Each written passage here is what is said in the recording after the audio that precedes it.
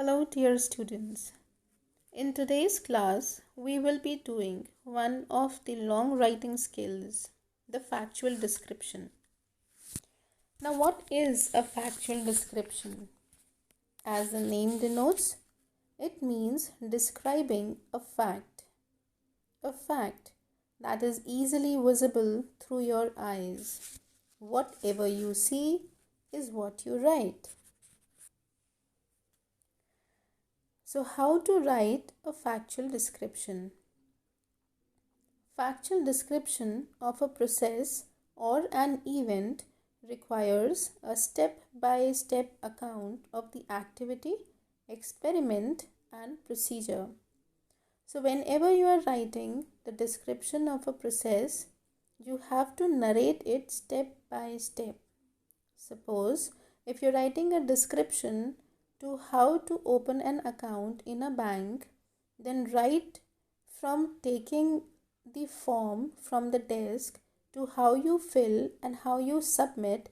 Each and everything is to be mentioned. The ideas should be systematically presented with important points coming first, followed by not so important points. So, whenever you are writing the description should not be in a vague form or in an unsystematic form. The form in which an event or an incident occurs, it is how it should be narrated. The important things or the main things should come first, followed by the unimportant things or not so important points. Heading is one of the most essential part. The heading or the title should be short and crisp. In factual description, we have no byline. So the name of the writer is not to be written. It can also be taken as a form of writing paragraphs where you simply narrate whatever you see or whatever you have experienced. Make a note of tenses used in your description, as most often this is the place where students find greater difficulty in. It is very important that you see that what are you writing and what tenses should be used. Suppose if you are writing an event or process that you are supposed to be in present, you are going to narrate it in present tense. For example, if the question says that describe your examination hall where you are sitting. Now, because you are sitting in the hall, so the description will have everything in the present tense. Use past tense if describing a biography, past event or incident. If I ask you the process or procedure, or suppose if I ask you to describe any of the past incident or to narrate a biography, the character description of a person, then you have to decide what tense you have to use. Generally, they are written in past tense. Language used in description. This is very important to remember. The language used should be semi-formal in nature. It should neither be formal nor very casual. The language should be simple. It should be clearly understandable, yet attractive and appealing. While writing a description, it is not necessary that you use very heavy vocabulary. In fact, the more simple you go, the much better it becomes. So do not try to show more of your linguistic abilities, especially while writing a factual description. You should make your factual description in such a way that it shows your attention to detail and observatory skills. This is very important. If I ask you to describe a person who was sitting next to you in any of the journeys or in a bus journey, so it is very necessary that you have to mention the details of your observation. How that person looked, what was the behavior and attitude, the dress up, what kind of conversation you had. So, a factual description actually mainly focuses on your observatory skills and how you portray the incident, event, procedure, or the biography beautifully in your own words. Suppose if the same question is asked to write a process of filling up the form for opening a bank account, then it is very necessary that you should have all the details in your mind. Though all these details have to be created by your own self, by your own thinking process, yet it has to be an elaborated one, like picking up the form, filling up the entries, which entries are mandatory, which can be skipped off, where the form has to be submitted, what else is to be submitted along with the form, etc. Let's talk about content based on different kind of factual description. If your description is event based, then what all you need? You have to tell the date or the time when the event occurred along with the venue. That is date, time and venue of the event. Then the sequence of program starting right from the beginning. For example, if you are discussing about your school's annual function, then the time of the annual function, what happened in the beginning, right from the entry of the chief guest to their floral welcome and henceforth. So everything should be in a sequential form. Information about the participants or the chief guests or the judges. Then kind of organization or people responsible for program or arrangement. If it is your own school, then was the program led by a group of teachers or a group of students who were actually responsible for that particular program, or what kind of necessary arrangements were done? So you have to write that in detail. Results if describing a contest. So if you are describing a contest, then the results, whatever be, has also to be mentioned. Now, if your description is person based, like I told you, if you have to describe a person sitting next to you in the examination hall or in a bus journey, if I ask you to describe your mother, your friend, or any of the dignitaries, any of the characters, then what all should come? The first important thing is physical attribute. That means if you know and if you are aware of, then the age or the height or the appearance, whether the person is fair, dark, or means has a dark complexion, whether a person is young or old, whether the person is fat or skinny, whatever be the physical appearance, you have to discuss that. Apart from that, intellectual and emotional qualities. If you are talking to a person or if you have experienced the person in your life, then what are the intellectual and emotional qualities? How good the person is in influencing you, in encouraging you, what influence or what effect do you carry of that person in your life? How are you emotionally attached? How is that person while conversing, while behaving to people in social life, etc. Others' perception about him or her. You take that person to be good, but what the others think. It can be a contradiction between you and the other people. Whatever be, a very fair and an honest description is to be given. Any other relevant trait of him or her by use of an incident. Suppose if you have to say that that particular person is very brave, or that person is a great patriot, has done a lot for the country, then narrate or give at least one incident to favor your opinion. The next kind is place based.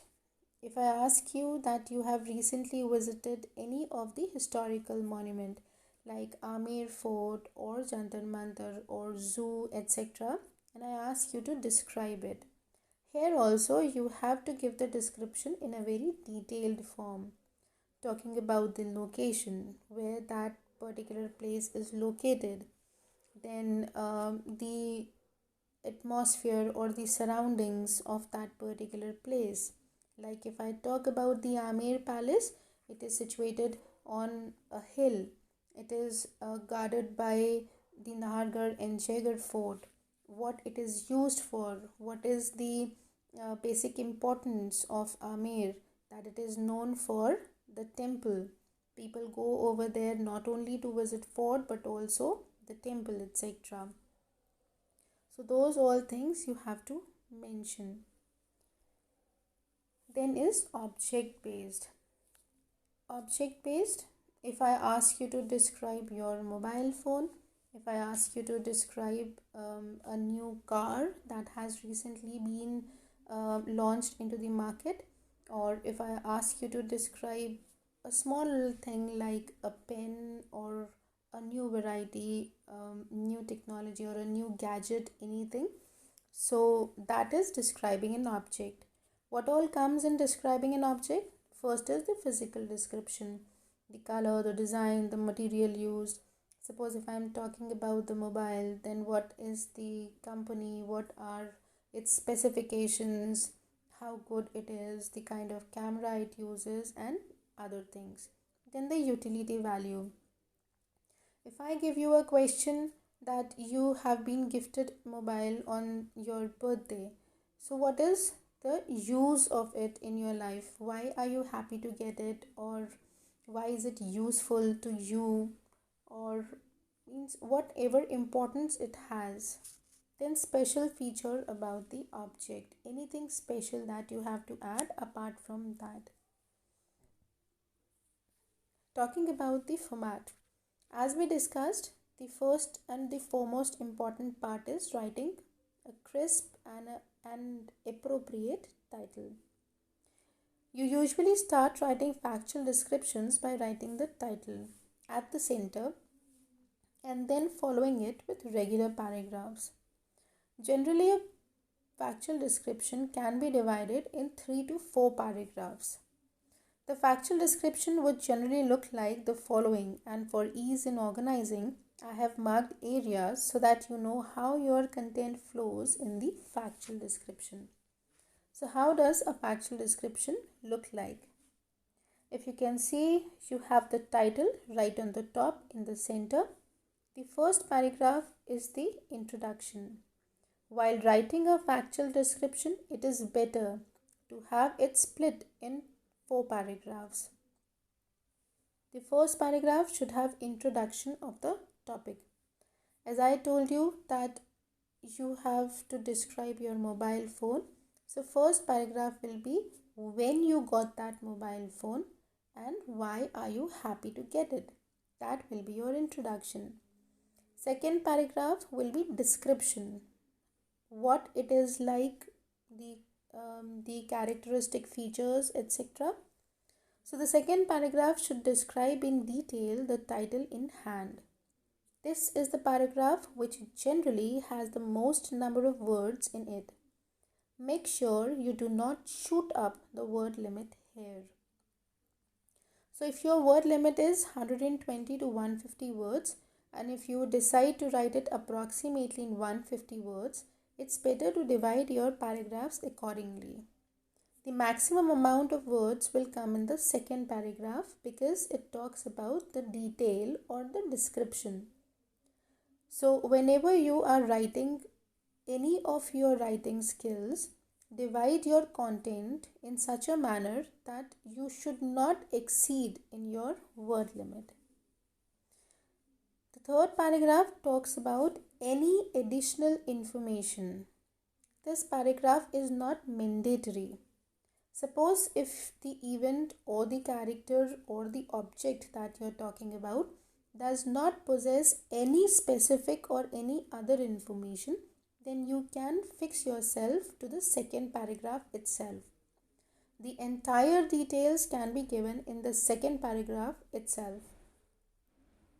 The last paragraph or the final paragraph should have the conclusion of the factual description. Adhere to the prescribed word limit to avoid penalties in examination.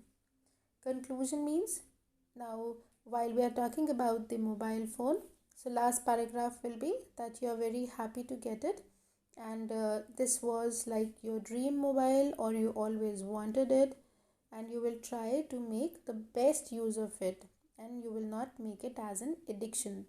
So whatever you have to conclude, you are going to write. Now here are some examples. The first example is object-based description. I have taken the description of a washing machine. A washing machine is a convenient appliance that is used for washing clothes. The automatic washing machine has a central drum that is used for holding the clothes. There is a dispensing tray where the detergent and additives can be put in. The control panel has knobs which control the temperature and allow users to select different modes of operation. The drum also helps to dry clothes by spinning like a centrifuge machine. A washing machine is usually made of metal parts, but some of them are reinforced plastic. They may be front opening or top loading. So here I have described it in 3 paragraphs, and as you can see, the first and the last paragraph are the shorter ones and the paragraph of the description is the detailed one. Dear students, when you are writing a factual description, no clue or hint would be given to you. Whatever you have to narrate is what you have to narrate out of your own imagination. So start observing things around you, start looking at things around you, start enjoying the event, whatever you visit or whatever you experience, so that whenever you have to write a description or a detail, you should not fall short of thoughts. Here is a factual description of a process: opening a bank account. Opening a bank account is one of the safest options to save money for rainy days. Otherwise, also, one can keep only a limited amount of money at home.